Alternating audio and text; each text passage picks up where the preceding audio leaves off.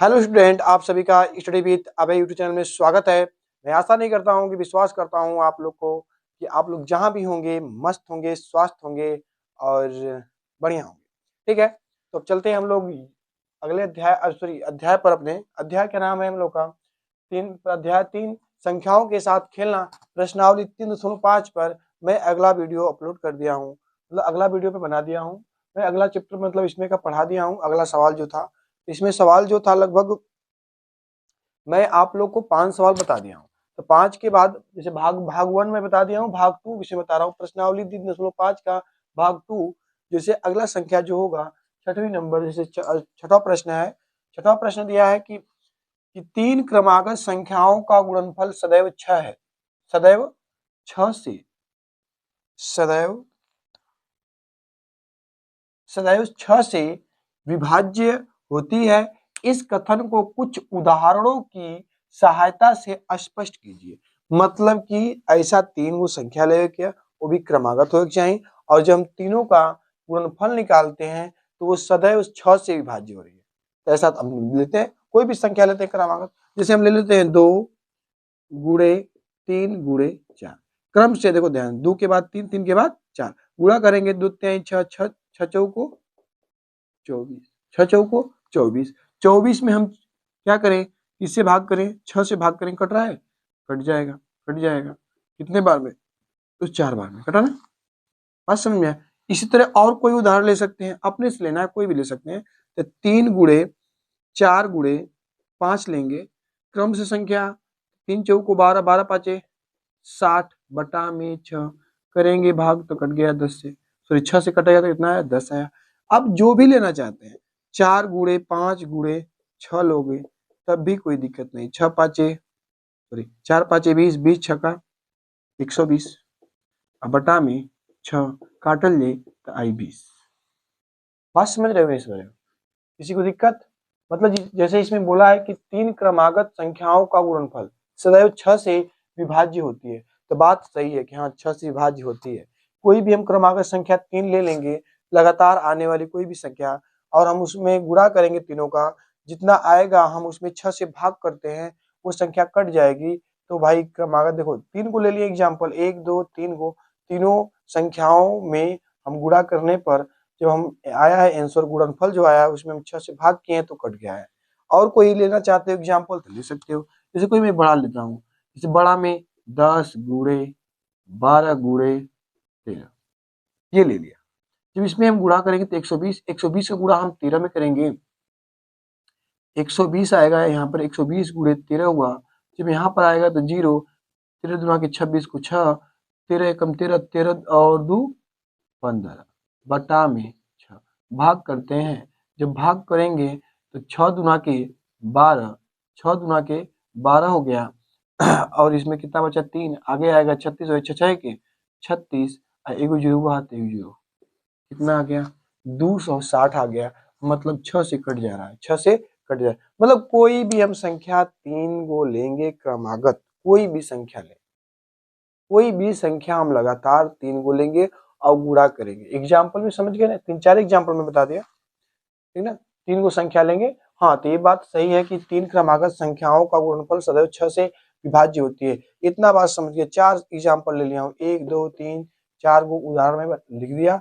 इस कथन को कुछ उदाहरणों की सहायता से स्पष्ट कीजिए। तो यही बात कर रहा है कि 3 क्रमागत संख्या लेवे क्या है, जिसमें से तीनों को हम क्या करेंगे, गुणा करेंगे, और जो गुणनफल आएगा हम उसमें 6 से भाग करते हैं, वो संख्या सदैव 6 से ही कटती है। ये बात समझ गए, 6 से कट रही है, ठीक है। ठीक है, आगे चलते हैं हम लोग, इसे उतार लो फटाक से, आगे चलते हैं। अगला प्रश्न आप लोग के सामने 7वां नंबर है। 7वां नंबर बोल रहा है कि 2 क्रमागत विषम संख्याओं का योग 4 से विभाज्य होती है। कुछ उदाहरण लेकर लेकर इस कथन का सत्यापन कीजिए। मतलब कह रहा है कि ऐसा 2 क्रमागत संख्या लेके वो सब का हुई विषम संख्या। हम विषम संख्या बताया, हम विषम संख्या किसे कहते हैं, विषम संख्या। पहले ये बताओ विषम संख्या किसे कहते हैं। विषम संख्या वे संख्याएं होती है जो 2 से विभाजित नहीं होती है, जो 2 से विभाजित नहीं होती है।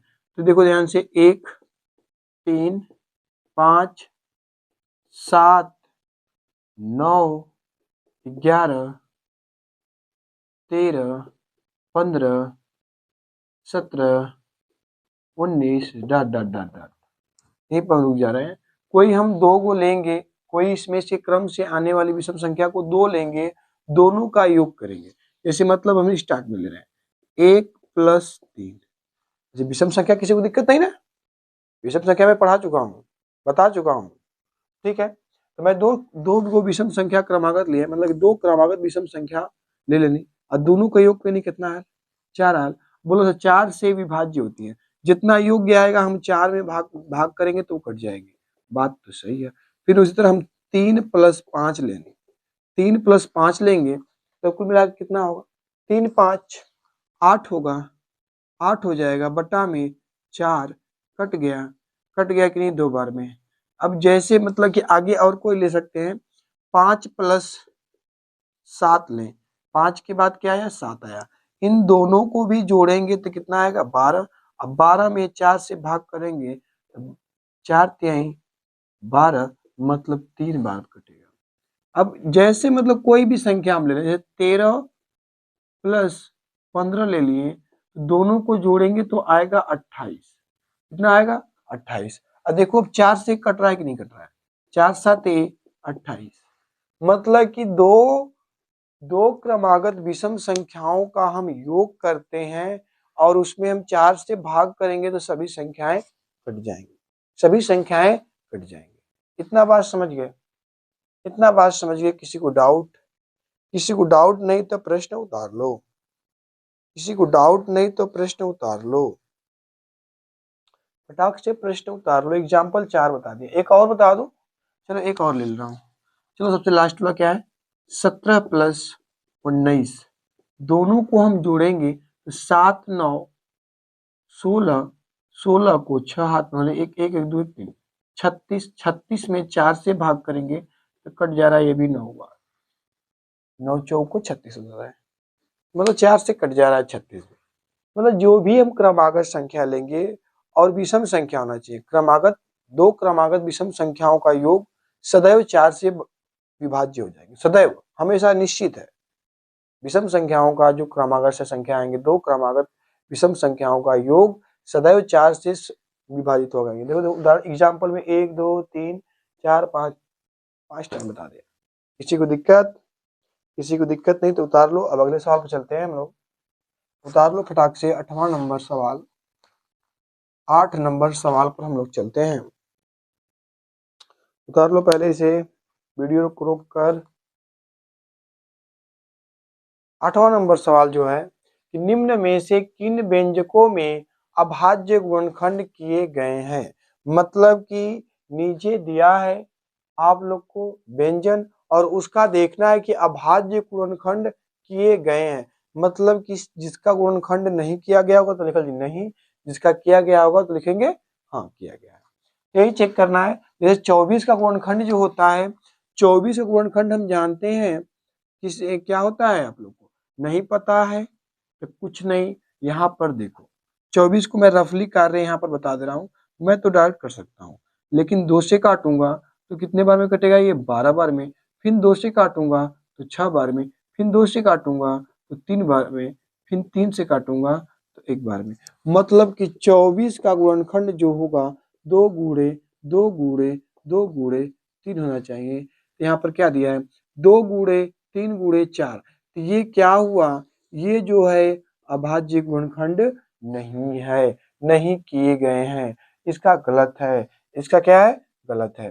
फिर 56 का हम देखेंगे, क्या करेंगे 56 का ये रफ कार्य है, 56 का भी चेक करेंगे। 2 से काटेंगे ये आ जाएगा 28, फिर 2 से काटेंगे 14, फिर 2 से काटेंगे 7। तो मतलब कि 56 का जो होता है, 56 का 2 गुणे 2 गुणे 2 गुणे 7, देखो ये मिल रहा है 7 है, 3 को 2 है 1 है, 23 का है, ये गुणनखंड है, अभाज्य गुणनखंड है, ये बी वाला अभाज्य गुणनखंड है।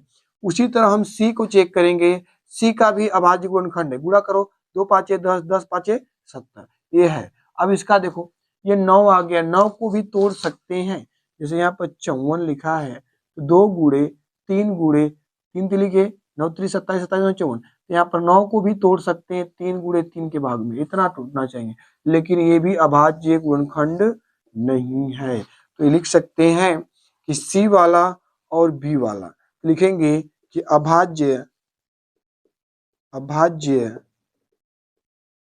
गुणनखंड बराबर, इनमें कौन होगा, तो बी और सी आंसर है, बी और सी इसका आंसर आएगा, गुणनखंड है, और शेष ए और डी वाला गलत गुणनखंड है, अभाज्य गुणनखंड गलत किया गया है। फटाक से उतार लो, किसी को दिक्कत, जल्दी से उतार लो आप लोग। अगले प्रश्न पर हम चलते हैं। अगला प्रश्न बोला है, तब तक मैं ऊपर का प्रश्न लिख दे रहा हूं, उतार लो तुम लोग। 9 नंबर प्रश्न बोला, थोड़ा सा लंबा है क्या,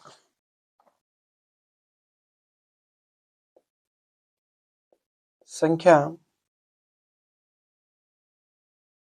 18 कामा 2 और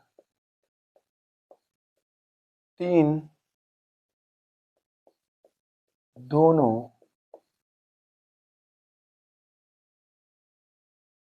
दोनों से विभाज्य है,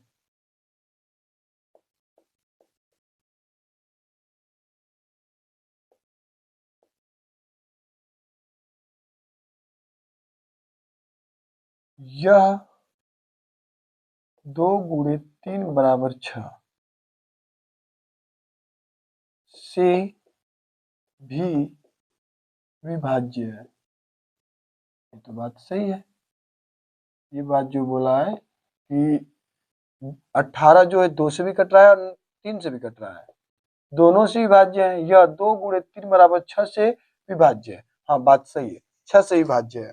फिर आगे बोला इसी प्रकार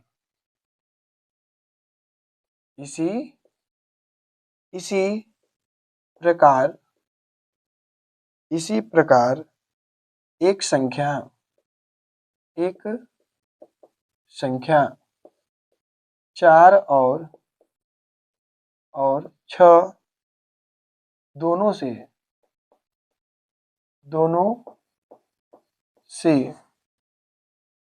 विभाज्य है। सवाल को मैं मिटा दे रहा हूं, दोनों से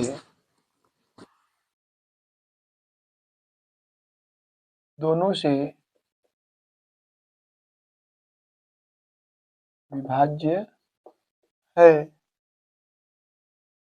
क्या हम कह सकते हैं, क्या हम कह सकते हैं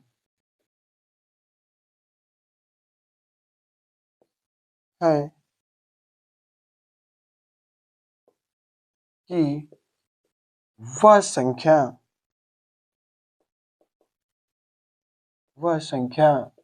4 गुणे 6 बराबर 24 से भी विभाजित होगी।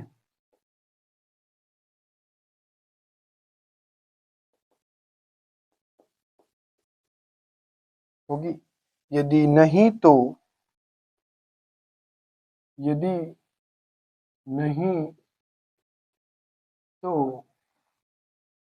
अपने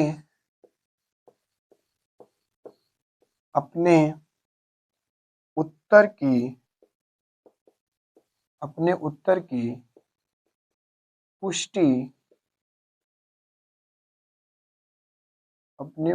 की पुष्टि के लिए उदाहरण दीजिए। उदाहरण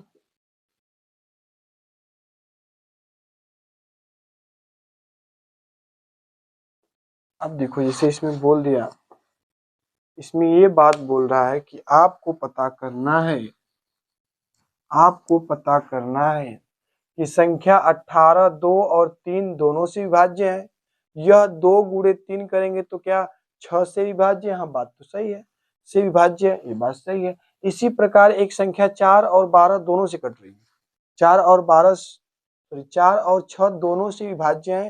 क्या हम कह सकते हैं कि वह संख्या 4 गुणे 6 बराबर 24 से भी विभाज्य होगी? यदि नहीं तो अपने उत्तर की पुष्टि के लिए उदाहरण दीजिए। देखो भाई, बात तो गलत है। बात गलत इसलिए है कि मान लो 12 जो है 4 से भी कटेगा, 12 जो है 6 से भी कटेगा, दोनों से कट रहा है। काटेंगे ये 3 बार में कटेगा, ऐसे काटेंगे तो ये 2 बार में कटेगा। लेकिन क्या हम 12 को 24 से काट सकते हैं? कत्ते नहीं हो पाएगा, ये नहीं होगा, ये नहीं होगा भाई, ऐसा नहीं हो सकता है। कि मतलब कि 4 गुणे 6 बराबर 24 हुआ, तो हम 12 को 24 से कभी भी काट नहीं सकते हैं, कभी भी काट नहीं सकते हैं। एग्जाम्पल के थोड़ा लिखना चाहो, जैसे एग्जाम्पल, तो 12 बटा के 4 कट जा रहा है, 12 बटा 4 12 बटा के 6, मतलब जो 12 है 4 से भी कट रहा है और 6 से भी कट रहा है, लेकिन 24 से नहीं कट रहा है। नहीं कट रहा है तो ये जो हम लोग मतलब कि बोला गया है कि 24 से भी विभाज्य होगी। यदि नहीं तो लिख दो नहीं, नहीं तो अपने उत्तर की पुष्टि के लिए उदाहरण दीजिए। उदाहरण लिख लो यहाँ पर उदाहरण, 12 बटा के 4 12 बटा के 6 कट जा रहा है, लेकिन 12 बटा के 24 नहीं कट रहा है, 12 बटा के 24 नहीं कट रहा है, 12 बटा के 24 नहीं नहीं विभाजित जित होगा। बस उतार लो फटाक से, उतार लो फटाक से, जल्दी से उतार लो। 10वां सवाल है आप लोग के सामने। मैं 4 भिन्न भिन्न अभाज्य गुणनखंडों वाली सबसे छोटी संख्या हूं, क्या आप मुझे ज्ञात कर सकते हैं? मतलब सबसे छोटी अभाज्य संख्या क्या है भाई? सबसे छोटी 2 गुणे, उसके बाद 3 गुणे, उसके बाद 5 गुणे 7। अब इसी को गुणा करके हम निकाल देंगे कि सबसे छोटी अभाज्य गुणनखंड क्या होगा। देखो ध्यान से, जब हम गुणा करेंगे 4 भिन्न भिन्न, हम चारों अलग हैं। देखो ध्यान से, मैं 4 भिन्न भिन्न अभाज्य गुणनखंडों वाली सबसे छोटी संख्या हूं। सबसे छोटी संख्या मतलब लेंगे 2 3 5 7। जब हम गुणा करेंगे चारों का, द्वितीय 6, 6 5 30, 30 से गुणा जब 3 में करेंगे तो कितना आ जाएगा? 210। सबसे छोटी संख्या क्या होगी? 210। 4 अभाज्य गुणनखंडों का जब गुणा करेंगे तो यही होगा 210, और भी अलग अलग है। इसमें बोला है कि मैं 4 भिन्न भिन्न अभाज्य गुणनखंडों वाली सबसे छोटी संख्या हूं। तो 4 गो अभाज्य गुणनखंड लेंगे, वो भी भिन्न भिन्न रहना चाहिए। 2 है, 3 है, 5 है, 7 है, और चारों गुणा करेंगे तो कितना आएगा? 210 आएगा। बात इतना समझ में आया? किसी को दिक्कत? आप लोग को आसानी में विश्वास कर रहा हूं कि आप लोग को अच्छा लगा होगा ये सवाल। ठीक है, तो मैं अब यहीं पर प्रश्नावली खत्म होता है। प्रश्नावली 3.5 समाप्त हो गया। ये दूसरा भाग था 3.5 का। तो आप लोग को कैसा लगा? अच्छा लगा तो कमेंट करिए, लाइक करिए, शेयर करना मत भूलिए, और तो और सब्सक्राइब करना मत भूलिए। ठीक है, धन्यवाद आप सभी को हमारा वीडियो देखने के लिए।